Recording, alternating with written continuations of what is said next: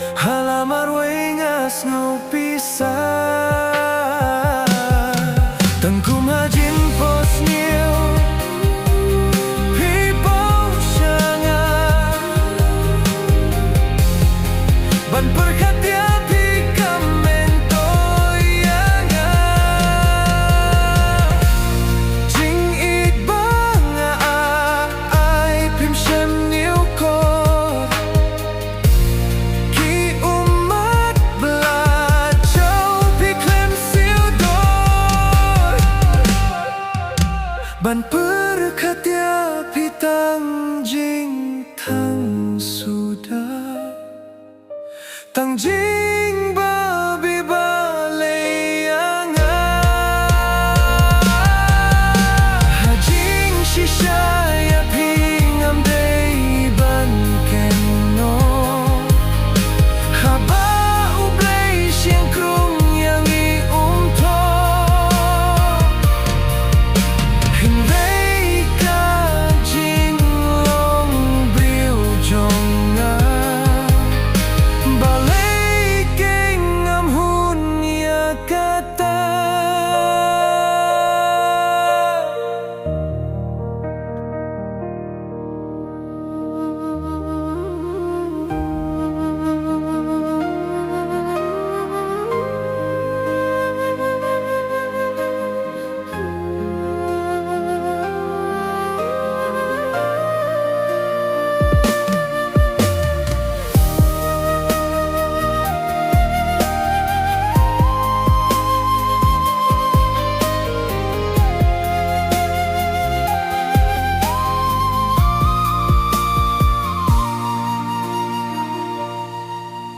Buatlah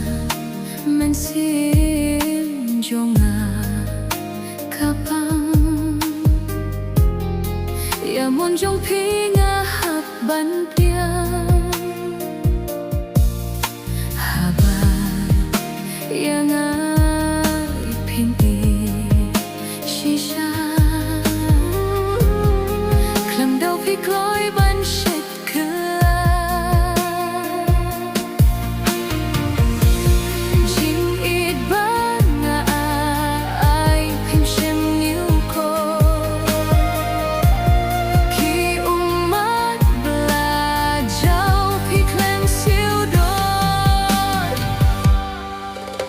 Hajing shisha ya pingam day ban keno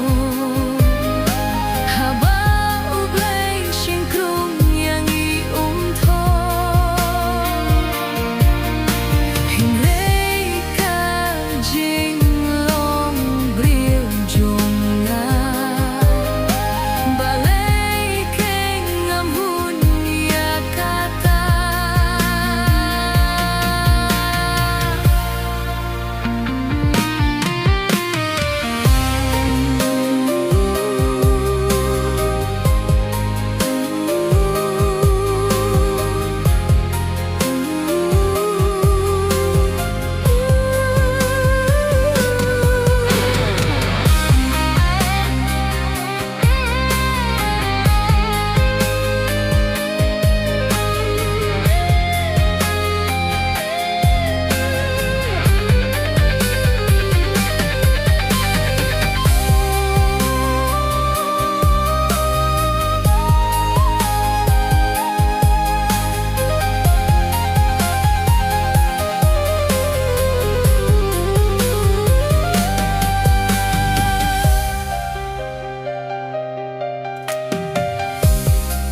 Haingan plajing ijomna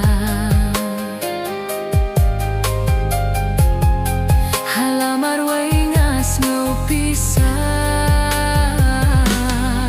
Tengkum hajing pos niu Hipau syanga Ban perkatia pika mentoyanga Jing ibanga ai pim shem niu ko Ki umat belajau piklem siu dor Ban perkatia khi thăng trinh thăng xuôi.